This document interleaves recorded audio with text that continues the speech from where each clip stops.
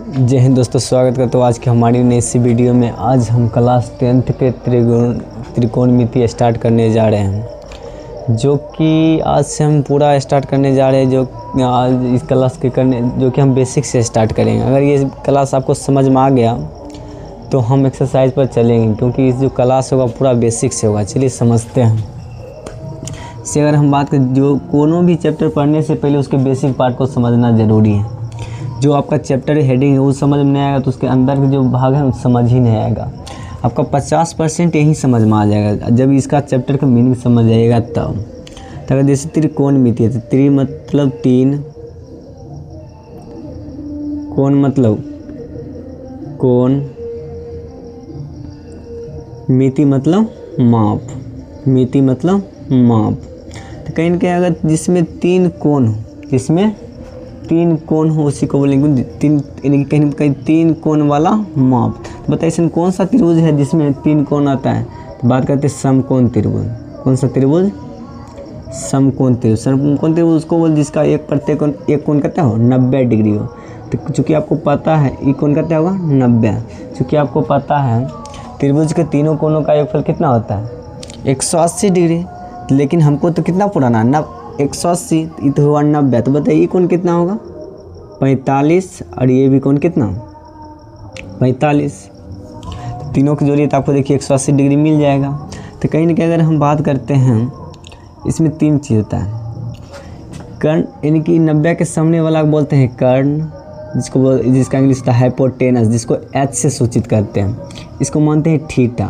तो थीटा के जस्ट सामने वाला होता है कौन चीज? लंब। क्या होता है? लंब, जिसका इंग्लिश होता है परपेंडिकुलर, जिसको पी से सूचित करते हैं। जो बच जाता है कौन चीज होता है? आधार।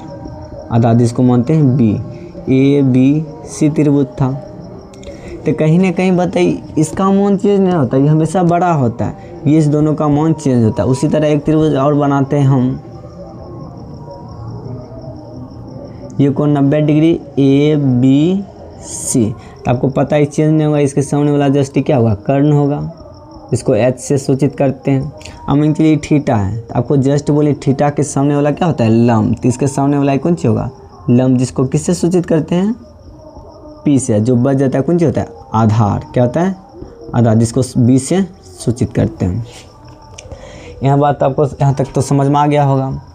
चलिए समझते हैं। और जैसे आपको पता है पाइथागोरस पर में पढ़े हैं ना, पाइथागोरस प्रमेय। तो पाइथागोरस प्रमेय कुछ नहीं, किसी समकोण त्रिभुज में, समकोण त्रिभुज है, किसी समकोण त्रिभुज में कर्ण का वर्ग कितना? कर्ण का वर्ग अन्य दो भुजाओं के वर्गों के योगफल के क्या होता है? बराबर होता है। तो अन्य दो भुजा कौन कौन है? एगो लंब है, एगो आधार है। तो कहीं कहीं लंब के स्क्वायर और प्लस आधार के स्क्वायर। तो कर्ण को किसे सूचित करते हैं? एच से, इसलिए एच के स्क्वायर। लंब को किसे सूचित करते हैं? पी से, इसलिए पी के स्क्वायर। आधार को किसे सूचित करते हैं? बी से, इसलिए बी के स्क्वायर। तो आप बताइए तो एक तरह का सूत्र हो गया। अब देखिए ये नहीं स्क्वायर है तो नहीं जाएगा, क्या होगा? रूट हो जाएगा। एच बराबर root under P square plus B square. उसी तरह ये तो एच का मान आ गया, मान चले हमको पी का मान चाहिए। तो पी स्क्वायर को यहाँ रखेंगे और बी को प्लस है तो नहीं आएगा तो माइनस। तो पी स्क्वायर बराबर कितना? H square minus B square. उसी तरह बी पी की बात करें तो नहीं स्क्वायर है तो नहीं जाएगा तो रूट कितना? H square minus B square. ये भी एक सूत्र हो गया। उसी तरह ना हमको बी स्क्वायर चाहिए तो क्या करेंगे? पी को इधर भेजेंगे, इन्हें प्लस है तो नहीं आएगा तो minus H square minus P square. उसी तरह बी को क्या करेंगे? इन्हें स्क्वायर है तो नहीं जाएगा तो root under H square minus P square. ये एक सूत्र हो गया। अगर आप ये याद कर लेते त्रिकोणमिति के अंदर जितना भी पढ़ेंगे ना इसी पर रहेगा, क्योंकि दो का मान दिया रहेगा, एक का मान नहीं दिया रहेगा, जो कि एक मान आपको इसी पर रख कर क्या करना होगा? आपको निकालना पड़ेगा। उम्मीद करते हैं आपको समझ में आ गया होगा। चलिए आगे देखते हैं।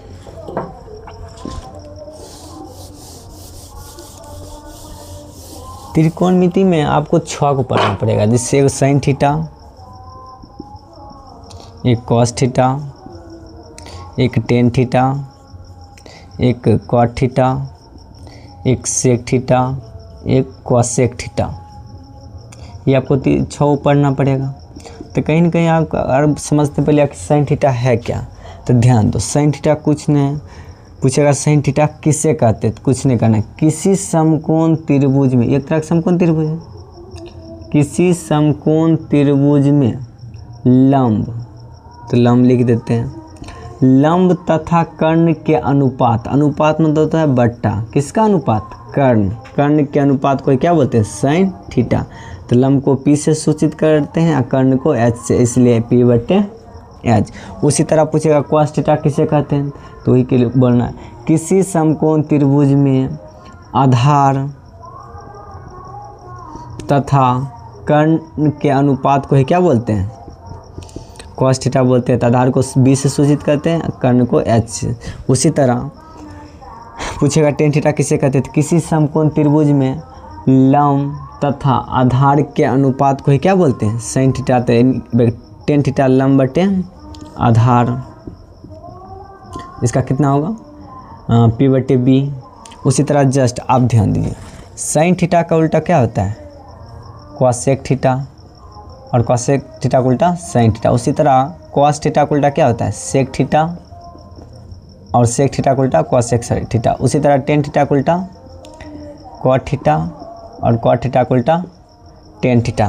तो कहीं ना कहीं बताइए, अगर cot थीटा का उल्टा क्या है, tan थीटा, जो tan थीटा फार्मूला होगा जस्ट उसका ऑपोजिट होगा, ऑपोजिट मतलब उल्टा। तो इसका देखिए P/B है, तो इसका कितना होगा, B/P, कहीं ना कहीं आधार बटे लंब, आधार बटे लंब बराबर कितना, B/P। उसी तरह इसका कितना होगा, कर्ण बटे आधार, कर्ण बटे आधार, जस्ट इसके अपोजिट ये है, इसके अपोजिट ये है, इसके अपोजिट ये है।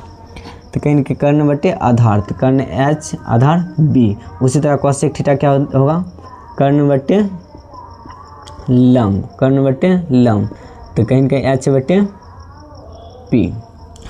अगर ये सूत्र आपको याद कर लेते हैं तो आपको त्रिकोणमिति का 8.1 एक्सरसाइज 8.1 चैप्टर KC सिन्हा का, अगर आप इसको याद कर लेते हैं ना, उसमें टोटल 56 हिसाब टोटल आपसे बन जाएगा।